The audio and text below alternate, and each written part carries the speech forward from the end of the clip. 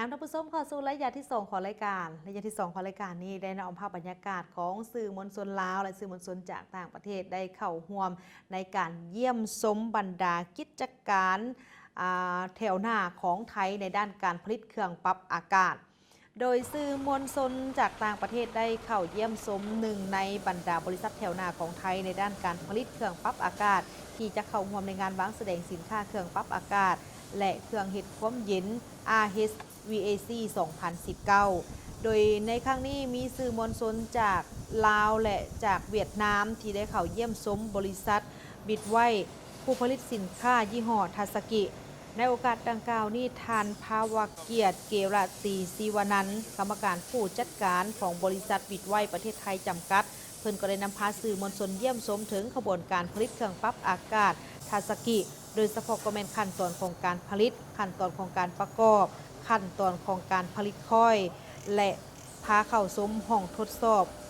ประสิทธิภาพของเครื่องปรับอากาศศูนย์รวมเครื่องปรับอากาศยี่ห้อทาสกิที่มีผลิตภัณฑ์ที่หลากหลายรูปแบบและก็มีหลายขนาดนอกจากนั้นก็ยังได้เปิดโอกาสให้กับสื่อมวลชนได้มีโอกาสในการสนทนาการสอบถามเกี่ยวกับเวียกงานของทางบริษัทบิดไว้นำอีกในระยะของการสนทนานั้นทานภาวเกียรติก็ยังให้ฮู้ตื้มอีกว่าบริษัทบิดไว้นี่เป็นบริษัทหนึ่งที่เป็นผู้นำทางด้านนวัตกรรมเครื่องปรับอากาศของไทย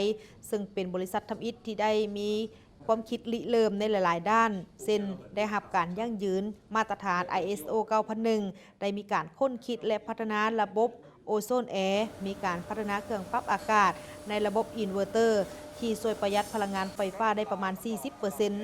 ซึ่งร่วมกับหน่วยงานของภาครัฐของทางกระทรวงวิทยาศาสตร์และเทคโนโลยีพร้อมทั้งเป็นบริษัทแห่งเดียวที่ได้รับการรับรองและแต่งตั้งให้เป็นห้องทดสอบกลางของสำนักงานมาตรฐานผลิตภัณฑ์อุตสาหกรรมและอื่นๆซึ่งได้มีการผสมผสานกันเกี่ยวกับเครื่องเย็นเครื่องปรับอากาศมาเป็นเวลายาวนานกว่า 30 ปีและก็ได้รับความไว้วางใจจากทั่วโลกเห็นได้จากการส่งออกของผลิตภัณฑ์และเทคโนโลยีความเย็นของไทยไปหลายกว่า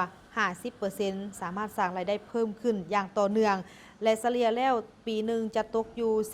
15% ต่อปีบิดไว้ไทยแลนด์จำกัดนี้เป็นบริษัทที่ได้นำใช้ระบบแบบญี่ปุ่นและเยอรมันเข้าในการผลิตพร้อมทางได้ปรับไส้และผสมผสานเข้ากับนวัตกรรมของไทยที่บ่งบอกถึงเอกลักษณ์ของบิดไว้ในการผลิตและพัฒนาเครื่องปรับอากาศที่มีประสิทธิภาพสูงพร้อมกันนี้บิดไว้ก็ยังได้เอาใจใส่เข้าในการสร้างบุคลากรบ่ว่าจะเป็นพนักงานนักศึกษาลูกค้าให้ความเชี่ยวชาญทางด้านทฤษฎีและภาคปฏิบัติตัวจริงเกี่ยวกับเครื่องเย็นเครื่องปรับอากาศพร้อมทั้งสร้างยี่ห้อทาสกิให้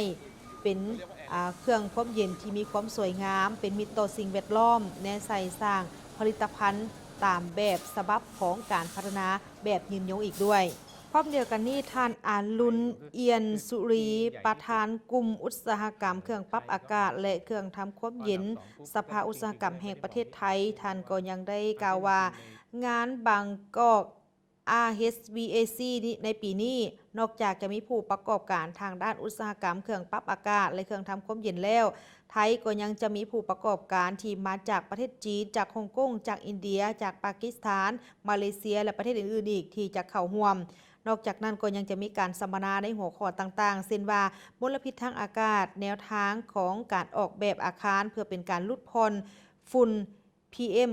2.5 แนวโน้มของการนำใช้น้ำยาเครื่องปรับอากาศในอาเซียนการติดตั้งเครื่องปรับอากาศให้ปลอดภัยอยู่ในหัวข้ออื่นๆอีกที่น่าสนใจที่จะได้นำมาสนทนากัน